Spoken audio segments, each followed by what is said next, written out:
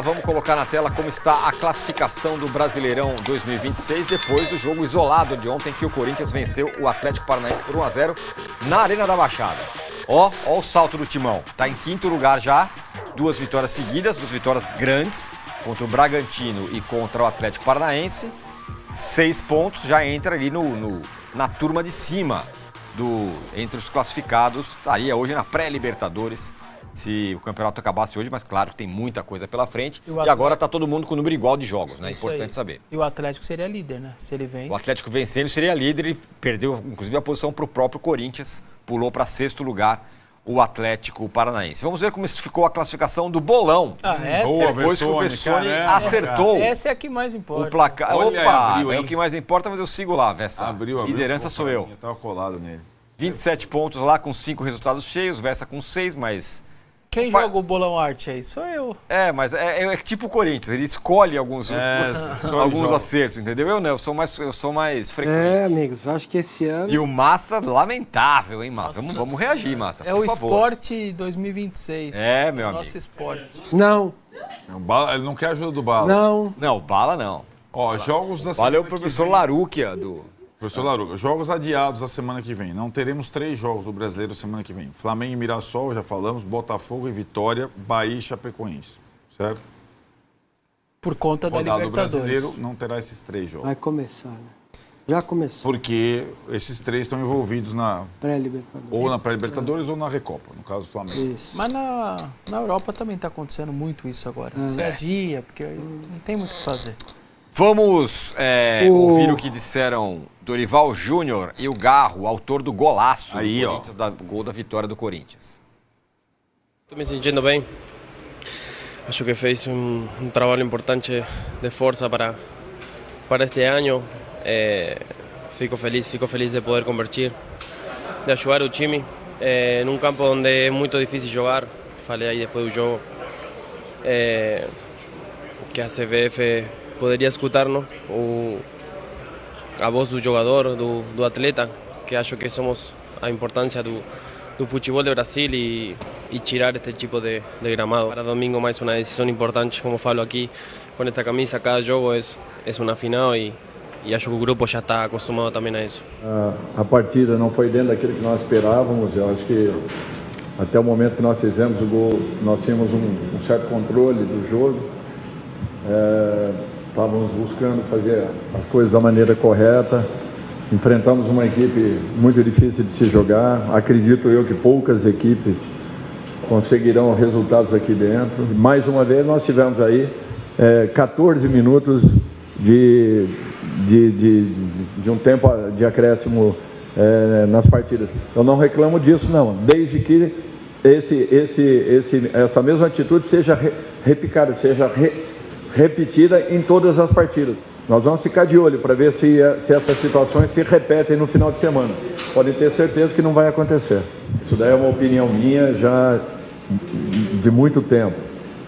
Eu acho que se está autorizado pela CBF, ponto. Nós não temos que ficar discutindo. Que é vantajoso para quem atue dentro do seu campo, é natural. A vantagem é muito grande. O jogo é muito mais rápido, muito diferente de um gramado natural. Eu acho que em boa parte da Europa já não se permite isso e nós tínhamos que levar isso em consideração. O que eu acho é que é uma atitude que deveria partir naturalmente de quem comande o futebol, aqui sem crítica nenhuma, apenas pontuando uma situação, assim como eu também acho que está na hora de intervirmos em relação ao número de estrangeiros em cada equipe brasileira. Nós estamos aí penalizando uma geração e futuramente pagaremos um preço muito alto. Nós não estamos percebendo isso acontecer. A Itália pagou um preço altíssimo em 2 Copas do Mundo, tendo uma dificuldade muito grande de classificação nessa terceira. Eu bato muito na tecla que nós precisamos ter um elenco um pouco mais composto para que nós possamos termos alternativas, o que a gente vem fazendo com frequência, colocando um time quarta-feira, um time domingo, um time na quinta, um time no domingo, para que nós possamos ter pelo menos um time em campo recuperado. O que eu menos dei oportunidade até esse momento é o Pedro Raul. Eu reconheço isso, Eu espero que ele intensifique pelo lado dele e nós também possamos possibilitar um pouco mais de oportunidades ao atleta. Gui e Vitinho vem tendo mais oportunidades do que ele, eu reconheço. E agora é questão de tempo para que um deles aí ocupe essa posição. Nós estamos no aguardo. Primeiro, é um jogador que ele pode nos entregar muito mais, eu tenho certeza disso e ele sabe disso. Eu não tenho dúvidas em afirmar que ele vem num processo de evolução. Às vezes oscila, hora para mais, hora para menos, o que é um fato natural. Mas esse ano ele vai reencontrar suas melhores condições, bem próximo daquilo que o levou a ser um dos melhores meias do futebol brasileiro em 2024. Bom, tá aí o Dorival, falou sobre tudo, desde a invenção do universo, né? Falou sobre milhares de assuntos, gramado sintético, estrangeiros no Brasil, time como jogou, como não jogou e tal, enfim, várias coisas a gente vai pontuar aqui como diria o esquartejador, vamos por partes, né?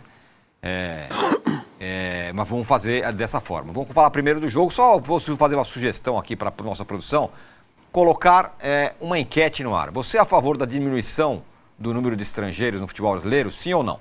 Tá? E aí daqui a pouco a gente fala nesse assunto. Mas antes do jogo, Vessa, eu vou contra o Dorival. Não gostei do desempenho e tal. É o Corinthians. Sofreu 1-0, gol, traz os 3 pontos para casa e tamo nessa. Vou discordar do Dorival. E você? Eu não. Eu concordo com ele. E o lance do gol? Aí tá aí o gol, participação que Golaço, o Pironi queria muito saber de Memphis Depay. Hã? A participação dele é fundamental. Aonde? Agora, ó, ele desloca no alto ali o zagueiro, que é muito bom, colombiano, de quase 2 metros de altura. Se não é a participação do Memphis, o colombiano teria tirado a bola tranquilamente para fora. Ele tirou. Não, ele não tirou como ele queria. Ele ia tirar para fora, a bola com a cabeçada que ele tem, com a força que ele tem, a bola ia lá no meio de campo. Ao Memphis ir lá e disputar a bola do jeito que ele disputou, e se tivesse sido outro, eu estaria elogiando do mesmo jeito. Não é porque podia ser um é de encarar um jogador de quase 2 metros Tá bom, ali tá e bom. você lutar por aquela bola lá em cima de um cara que tem 2 metros de altura. E ele foi lá, lutou pela bola. O papel de qualquer Ele qualquer tem uma centroavante. inteligência espacial gigante. Mas né, se outro fosse lá, e eu teria elogiado esse outro, não é porque é o Memphis. Então ele foi disputar, a cabeçada não sair boa, vai pro meio da área pro Garro fazer esse bonito gol. O jogo em si, o Corinthians não joga bem, o Corinthians não consegue controlar o Atlético quase em nenhum momento. Deu muito mais sorte do que juízo, faz 1-0, tem um pênalti contra si, e aí a minha ponderação com o senhor Rodrigo José Pereira de Lima, do Pernambuco, péssimo árbitro. Esse pênalti foi. Eu não sou idiota de achar que esse pênalti não foi. O Bidu dá aqueles chutinhos assim e aí você acaba derrubando o jogador adversário. Eu acho que o pênalti foi. O problema todo é o histórico do cidadão, né? Nos últimos 8 jogos que ele apitou do Corinthians, ele meteu 5 bolas na cal. 5 pênaltis, incluindo aquele pênalti aberto. Ele pessoalmente deu 5 pênaltis. 5 pênaltis contra o Corinthians em 8 jogos? Em 8 jogos. Incluindo aquela aberração do Beira-Rio aos 55 do segundo tempo, quando o Inter empata com o Corinthians. Nesse meio tempo dos 8 jogos, teve ainda aquela aberração daquele pênalti em cima do Bidu, lá na arena do Grêmio, quando ele estava quase caindo. Se o Romero não faz o gol depois, que é aquele que o cara sobe lá com o corpo e derruba o Bidu, um pênalti mais do que claro, aqueles pênaltis até meio simples de marcar, ele mandou seguir, o Corinthians ainda o goleiro pega a bola, repõe o Bruno Mendes, dá um carrinho no cara, toma o vermelho, o Corinthians ia ter um pênalti a seu favor, ficou com 1 a menos, e aí o Romero ainda faz o gol, o Corinthians se livra do rebaixamento, o Corinthians estava quase caindo, então aquela decisão do árbitro quase ajuda a derrubar o Corinthians de divisão. Era isso que esse cara ia fazer. Então, 5 pênaltis marcados por ele em 8. Aliás, terceiro jogo do Corinthians no Brasileiro, 3 pênaltis contra. Teve um pênalti em cada jogo do Corinthians. Bahia, Red Bull e ontem. O do Bahia, para mim, foi. O Hugo Souza deixa a bola escapar e faz o pênalti. Ontem foi, mas o do Red Bull é uma piada. O cara foi lá e meteu na cal também. Então, 3 jogos, 3 pênaltis contra o Corinthians no Brasileiro. Estatísticas à parte, acho que o Corinthians não faz um bom jogo. Não conseguiu controlar. Fisicamente, o Atlético é um time muito forte. É muita intensidade. O gramado, se é que a gente pode chamar isso de gramado, que não deveria estar... A culpa não é do Atlético, a culpa para mim é da CBF. que não deveria autorizar o jogo aí. Ela chegava em dezembro, faz a sua inspeção, dezembro para janeiro, fala o seguinte, Atlético, você não tem jogo aqui enquanto você não arrumar o campo. Ah, mas eu vou arrumar na Copa do Mundo. Não, você não está entendendo. Você não vai jogar minha Série A de Campeonato Brasileiro num gramado desse. Você arruma, se vira, vai arrumar durante as férias, arruma em janeiro no estadual. Não vai jogar aqui nesse gramado. Então a culpa não é do Atlético, a culpa é da CBF de autorizar ter um jogo no estado de gramado desse daí. E aí o gramado ajuda a bola não só a ficar viva, sobe, mas também ajuda o pau cantar. E o bicho pegou o jogo inteiro. Foi uma batalha campal. Entradas e mais entradas por cima, por baixo, quase quebrando o tornozelo. Os caras pegaram o Memphis por cima, o Gustavo Henrique por cima, pegaram o Bidu por cima. O Bidu quase quebrou a perna numa entrada que ele também toma, porque se a perna dele tá esticada. Então, o bicho pegou, depois o Gustavo devolveu no Viveiros, porque o Viveiros bateu, aí o Gustavo devolveu nele, o Gabriel Paulista devolveu nele. E eu acho que o gramado tem muito a ver. A bola viva o tempo inteiro, os jogadores escorregando o tempo inteiro, e não tem condição de jogar num gramado como esse. Foi uma vitória muito importante, gigante, no sentido de você não jogar bem.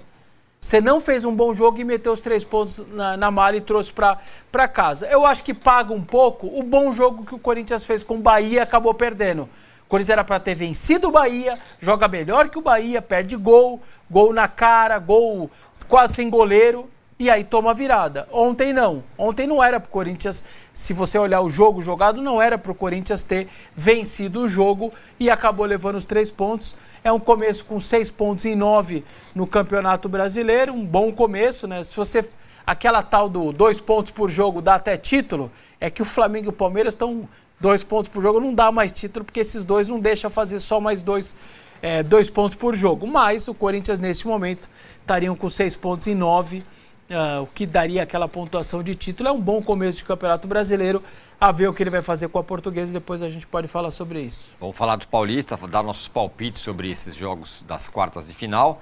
Agora, eu reclamei que o Dorival falou que não gostei do desempenho, você também não gostou.